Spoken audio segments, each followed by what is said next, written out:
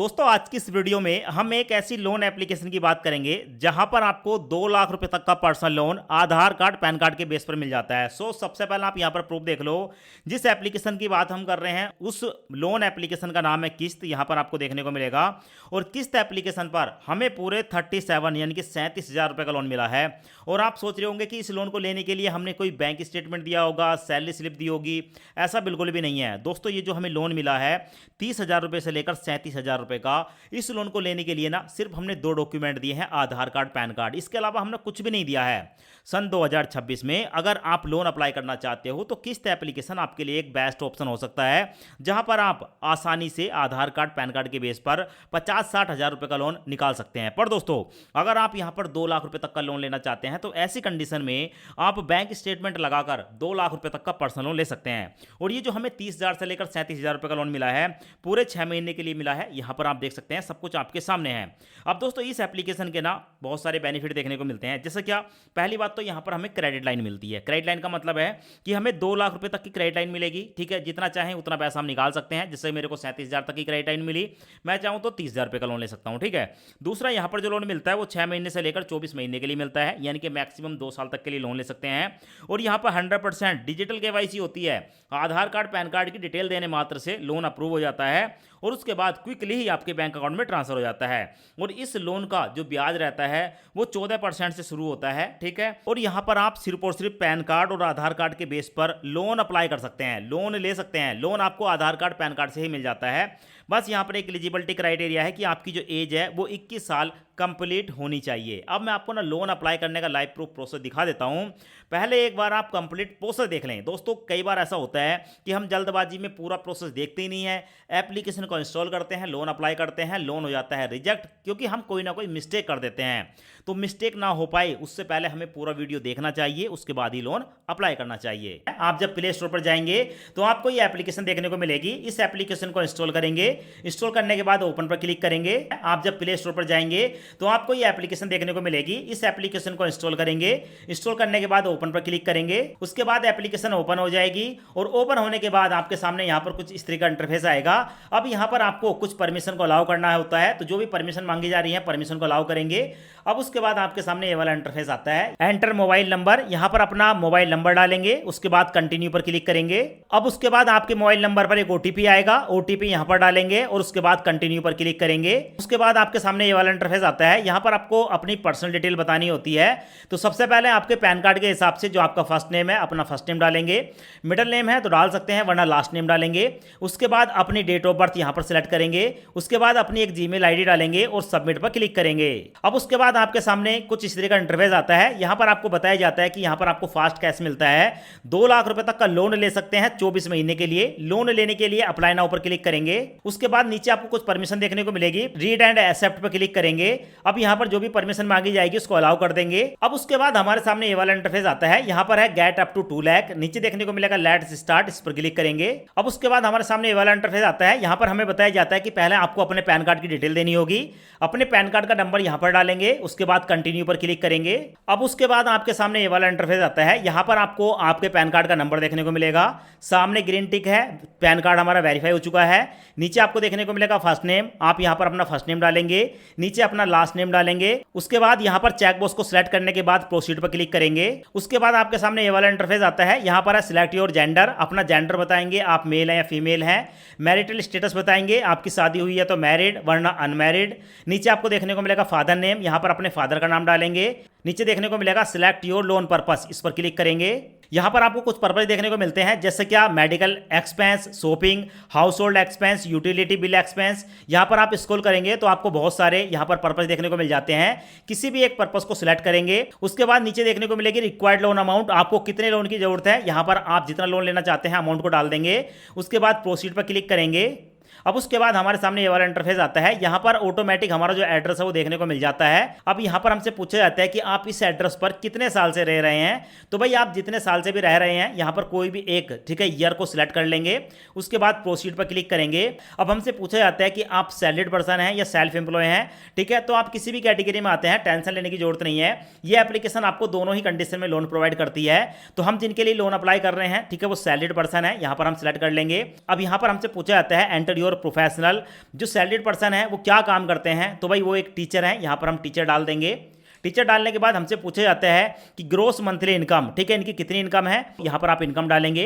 उसके बाद है सिलेक्ट सैलरी क्रेडिट मोड, इस पर आप क्लिक करेंगे। जैसे क्लिक करेंगे कुछ मोड आते हैं, cash, cheque and bank transfer या डायरेक्ट ट्रांसफर, किसी एक ऑप्शन को सिलेक्ट कर लेंगे। उसके बाद नीचे देखने को मिलेगा फैमिली इनकम, ठीक है, आपका जो परिवार है पूरा परिवार कितनी इनकम कर लेता है।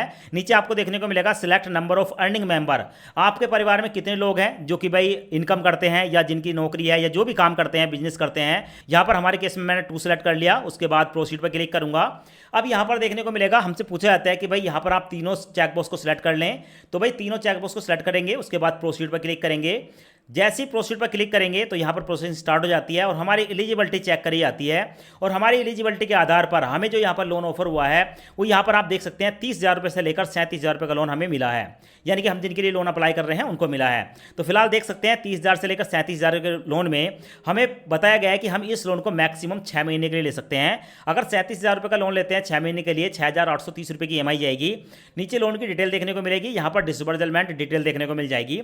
तो सबसे पहले ठीक है, आपको जितने लोन की अमाउंट जरूरत है उतनी अमाउंट को सिलेक्ट कर लेंगे। तो भाई मैं अपने केस में ठीक है यहाँ पर 30,000 रुपये की अमाउंट को सिलेक्ट करूंगा, क्योंकि 37,000 का मिल रहा है, पर 30,000 ही सिलेक्ट करूंगा। उसके बाद नीचे देखने को मिलेगी कि 30,000 के लोन की EMI जो है 5,538 रुपये है। और यहाँ पर देखने को मिलेगा इसका जो रेट ऑफ इंटरेस्ट है वो 36% साल का है। मैं आपको यहाँ पर 36% साल के हिसाब से दिखा देता हूँ। अगर हम बात करेंगे 36% यानी कि 36 डिवाइड बाई 12 तो निकल कर आता है 3%, यानी कि 3% रेट ऑफ इंटरेस्ट हमारा महीने का है। एक महीने का ब्याज 3% जाएगा। नीचे देखने को मिलेगा टेन्योर हमारा 6 महीने है। और लोन अगर हम 30,000 का लेते हैं तो प्रोसेसिंग फीस में जाएगा 2,124 रुपये और हमारे बैंक अकाउंट में जो ट्रांसफर होगा वो 27,876 रुपये होगा। इस लोन को लेने के लिए प्रोसीड विद 30,000 पर क्लिक करूंगा। अब उसके बाद आप देख सकते हैं कांग्रेचुलेशन, 30,000 रुपये का लोन हमारा अप्रूव हो चुका है। यहाँ पर आपको देखने को मिलेगा वही डिटेल है जो भी हमने देखी है, ठीक है, सब कुछ देखने को मिल जाएगा। यहाँ पर एक ऑप्शन देखने को मिलेगा रीपेमेंट शेड्यूल, इस पर क्लिक करेंगे। क्लिक करने के बाद आपको आपकी जो EMI है वो किस किस तारीख में पड़ेगी, कितने की पड़ेगी, रेट ऑफ इंटरेस्ट कितना पड़ेगा, ठीक है, पूरी डिटेल आपको यहाँ पर देखने को मिल जाती है। तो भाई 6 महीने के लिए लोन ले रहे हैं, 1 2 3 4 और नीचे आपको 2 और EMI देखने को मिल जाती है। तो टोटल मिलाकर 6 EMI हमारी हो चुकी हैं। अब यहाँ पर मैं एक बार इसको गो बैक पर क्लिक करूंगा। अब उसके बाद फिर से हमारे सामने ये वाला इंटरफेस आता है। यहाँ पर मैं कंटिन्यू पर क्लिक करूंगा। कंटिन्यू पर क्लिक करने के बाद हमारे सामने ये वाला इंटरफेस आता है।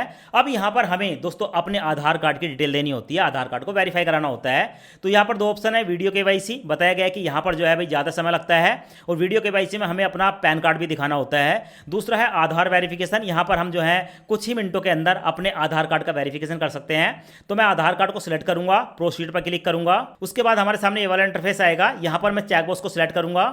उसके बाद कन्फर्म एंड कंटिन्यू पर क्लिक करूंगा। उसके बाद हमारे सामने ये वाला इंटरफेस आता है। यहाँ पर अपने आधार कार्ड का नंबर डालूंगा। ये जो कैप्चा देखने को मिलेगा इस कैप्चा को यहाँ पर डालूंगा। उसके बाद नेक्स्ट पर क्लिक करूंगा। हमारे मोबाइल नंबर पर एक OTP आएगा, OTP यहाँ पर डालकर कंटिन्यू पर क्लिक करेंगे।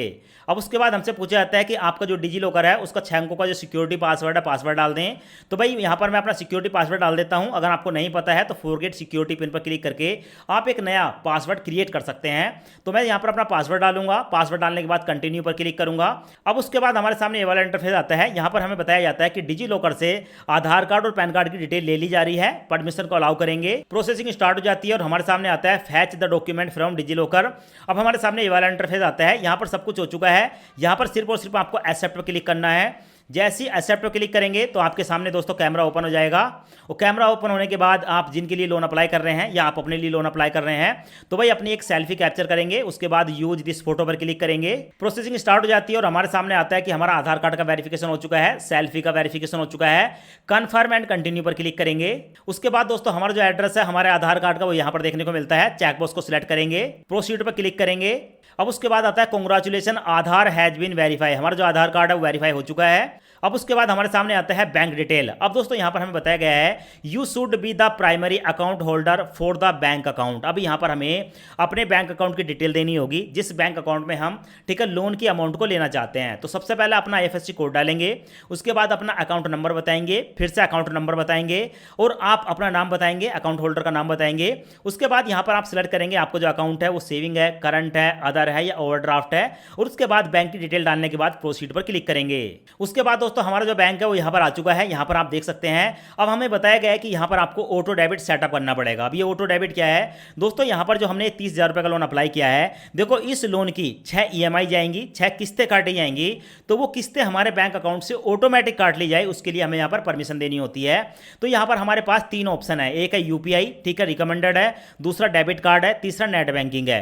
तो अगर आपके पास डेबिट कार्ड है, ATM कार्ड है तो इससे कर सकते हैं, पर अगर हम UPI से करते हैं तो ज़्यादा समय नहीं लगता है, एक OTP मात्र से हमारा जो ऑटो डेबिट है वो इनेबल हो जाता है।